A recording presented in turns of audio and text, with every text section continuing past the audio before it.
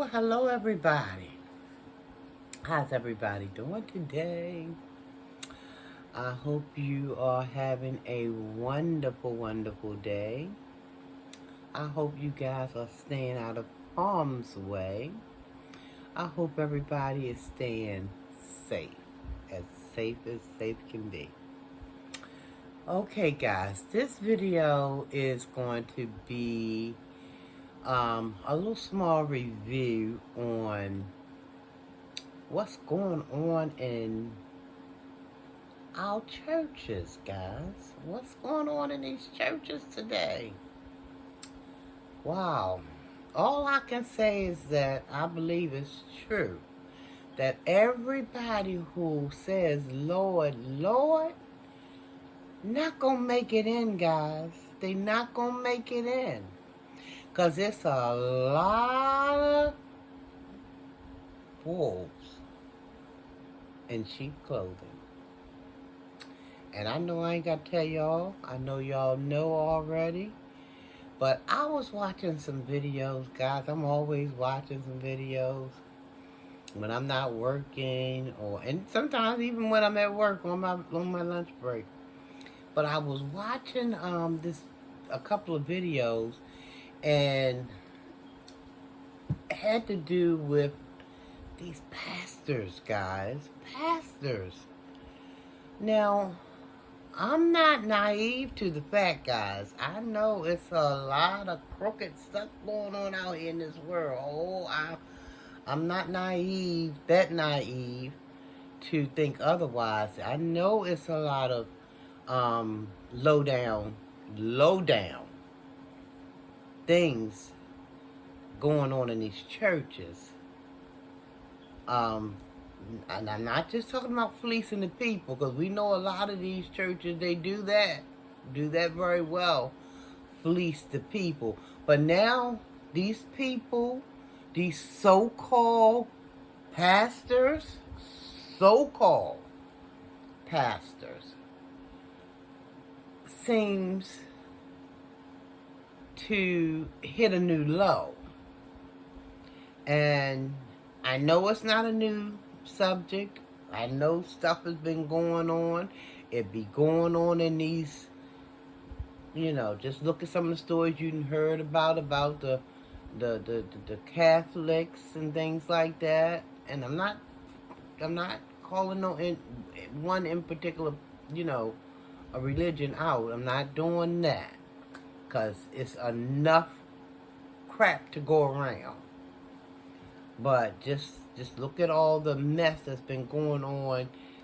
These kids, they grown now, but they talking about how they were molested in the church by men and women.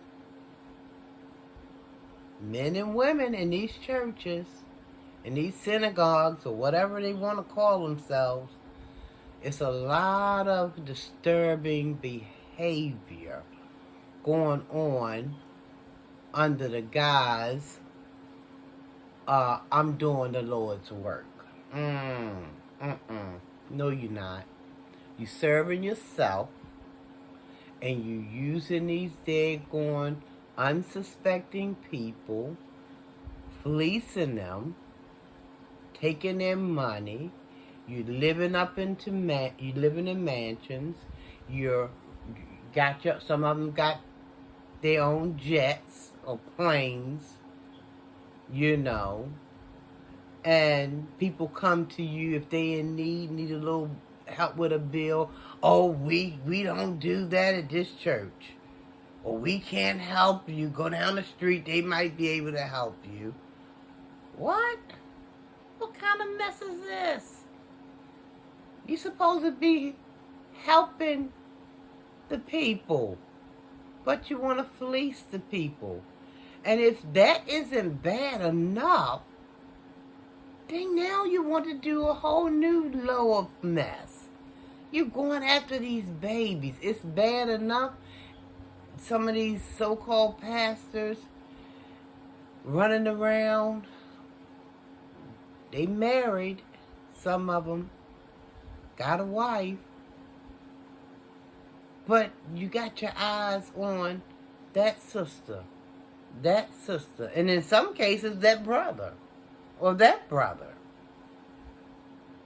So now you done with that. You want to go jumping on the children. I was looking at this video, how these pastors, and I might try to play a clip or two at the end of this video, about, a couple of pastors who was found out, raping 15-year-olds and things like that. What kind of mess is this? You're supposed to be in the business of doing God's work. And you're only working for yourself. You're looking for money, you're looking for fame, and you're looking for the children to molest them. Come on, give them a break. Let the babies be a baby. You only have a young life for a short period of time. Why screw that child up? So when that child grow up, it's a potential for that child, because we all know hurt people hurt people. So you done did this thing to this child. This child now all messed up, grows up, and figured that's the norm. That's what you're supposed to do. This is what's supposed to happen. So now they go grabbing at children, And it don't matter. It can be children living inside their house, children living outside their house. They just grabbing at children. What kind of world are we leaving for the young people? This is why the place, when I say place, I mean this world. This is why this place is like it is. These children, we want to blame the young people for everything, but look at who are rearing these children. And when you hurt these children, and when you finish hurting them, then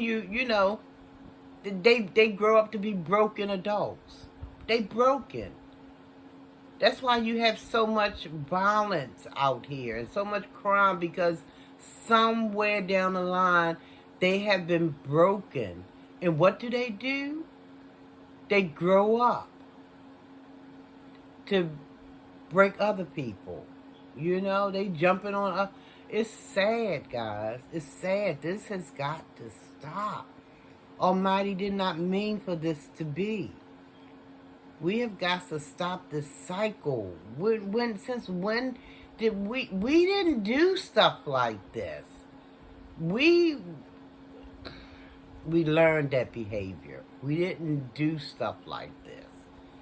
We didn't jump on our own children or the neighbor's children. And this is all learned behavior. But one thing about learned behavior, it can be unlearned. And you can say, well, listen, I was damaged. I'm not going to continue this vicious cycle. But getting back to the pastors, it's just terrible, because that's a place where you figure you can go. Like if something's being done to you in your home and your family, you might want to go to a church for a reference, for safety. Then you get in there, and then you're violated in there as well. It's no wonder these children are growing up to be broken adults, because they didn't have a fighting chance coming out the gate. We got to stop looking at these children like they are sex symbols. If somebody hurts you, pastor, or whoever you are, seek help. Seek help, and seek it quickly before you damage someone else. Seek help. And stop messing with these babies. I seen a video about this one pastor jumped on this 15-year-old girl and messed her up. I mean, she's just messed up. Because somebody who she trusted and believed that was going to be there to help her out of, she might have been coming from, whatever kind of life she was coming from, and she was seeking assistance. And instead of you helping this young child, you add insult to the injury. And that's not right. That's so not right. So when are we going to stop hurting and start healing? If you say you here out here to do the work of God Almighty, then do that. I'm not trying to sit here and be all judgmental, but I'm just saying we gotta stop this vicious cycle. Let our babies grow up to be productive members of society. And we talk about how, oh, look at these young people out here doing X, Y, and Z. Well, you gotta examine that life. What went on with that life to cause that life to turn out the way that it has? These pastors, I mean, we gotta stop. I grew up in church, guys. I grew up in a church, and yes, it was some things unbeknownst to me that was going on, but which was bad enough. God knows it was bad enough, but it's not getting any better. It's getting worse, guys. It's getting worse. And I can only pray to Almighty that these people are, I don't know, made to get help, just stripped of whatever title, because they don't need to be in that position, because you're supposed to be there to aid people, not to hurt people. People come to you with problems, and the only thing you can turn around and do is try to manipulate the situation, see how you can get or what you can get out of the situation for your own selfish needs. You know, why are you catering to your flesh? You're supposed to be catering to the will of God, not to your flesh, man. Because this mess is going to go away eventually. Because we are all we are appointed to live and we are appointed to die. So this stuff will rot away. But then you have that spirit man that's going to have to give account for every single crackball thing that you did. If you don't try to get some help and ask God for some forgiveness and stop your madness. Just stop it. I was so sad when I seen those reports about those pastors. I only seen 2 videos so far, but it's a lot of them. A lot of them. And all you have to do is just put in pastors accused of this and pastors accused of that. Come on, if you say you're a man of God, a woman of God, behave that way. People are hurting. They don't need you to pile on to their hurt, which will just cause them to go out and hurt. Because again, we know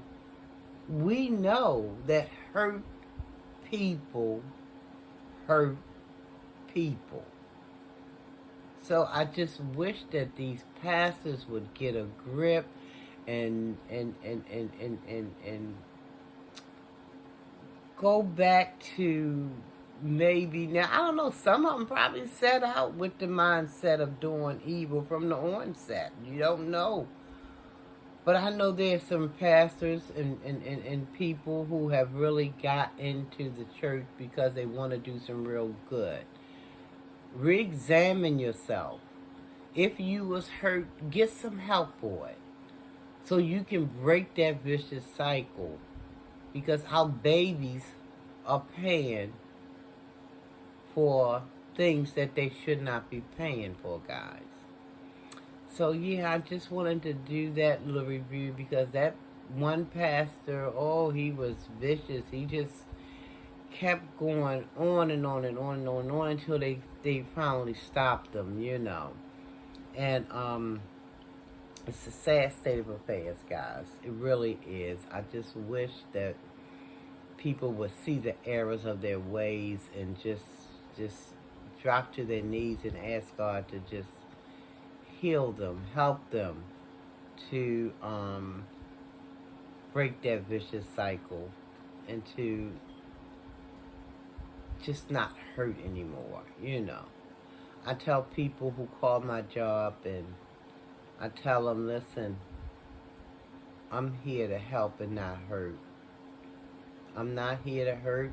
I'm here to be firm and honest with you about a lot of things, but I'm not here to hurt. And I just wish that our pastors and clergymen, and it's just in all walks of life, that this stuff is happening to these young people, and it should not be. And it's like, you know, you hear little boys who was what they was called altar boys or something. They done grew up and they, you know, start talking about how they was abused sexually in the churches and things like that. Little girls too, you know. It's just sad, guys. And I just wish we can just break that chain. And I know with Almighty, that chain can be broken, but you got to first recognize that you are damaged goods and that you need a healing so that you can, you know, stop your offenses to these children. And these pastors that's running around here just thinking about getting planes, trains, and automobiles, you need to stop it too. You need to stop it too, because guess what? You can't take it with you. You can't take it with you. So you need to just stop it. Stop stealing people's money and start helping people, you know, lift them up, and try to be a blessing instead of a curse. How about that? Yes, be a blessing instead of a curse. Well, anyway, guys, that's all I wanted to come to say. I thank you for listening to me. I hope that you like, comment. You know I like to talk. Share the video if you so choose. Subscribe to the channel. And be blessed, guys. Be safe out there. Keep looking up. The same Jesus Christ today, tomorrow, and forevermore. Remember that, guys. You can do all things through Christ that strengthens you. If you got an issue, get some help, okay? Get some help. So, yeah, guys, like, comment, and subscribe to the channel. And until we meet again, God bless. But first, new insight into a pastor accused of sexually assaulting a child, a former member of his church speaking out. Now, her story is just one of the disturbing developments in this case. We are also learning that Ronald Mitchell has been indicted on 3 additional counts in connection to the sexual assault of a then 15-year-old girl, bringing the total count now to 4. Also tonight, investigators telling us 12 people were living inside that church when the alleged abuse occurred. Keith Garvin live now with details we'll see only on 2, including an exclusive interview with a former church member. Keith? Dominique, Bill, we spoke to a woman who lives here in Southeast Houston whose sister is a longtime member of that church. In fact, she says the entire family used to attend that church until they had a falling out with Mitchell. But she claims she hasn't seen her sister or her niece in 10 years now because of that falling out. That really hurts our family. Because nobody in the family can talk to her. We can't see her or nothing. The family in fear for her loved one's safety after the arrest of a Montgomery County pastor charged with sexually assaulting a teenage girl. 57-year-old Ronald Wayne Mitchell remains in jail now on 4 counts involving a girl who was 15 years old at the time. Demetrius Ellis says her old in Alabama on Friday was arrested after an extensive investigation that revealed something horrific. Mind you, I said a pastor. Revealed that he raped and sexually abused multiple victims at his church across several states. Isn't that crazy? According to his press release from the Mobile Police Department, Pastor Gregory Renee Adams. I'm surprised he's not calling himself bishop. You know, they all call themselves bishops nowadays. He's 63 years old. He's the main suspect in a multi-jurisdictional sexual assault investigation after several alleged victims came forward claiming that he used his position in the church to rape them. This ain't new. This is going on all the time. Has been going on forever. But for some odd reason, people turn a blind eye. Church folk, church mothers, deacons, ministers, choir members turn a blind eye to the happenings in the church. And ain't just not just black church either, white church, all of them. Now, the preliminary investigation suggests Adams contacted some of his victims.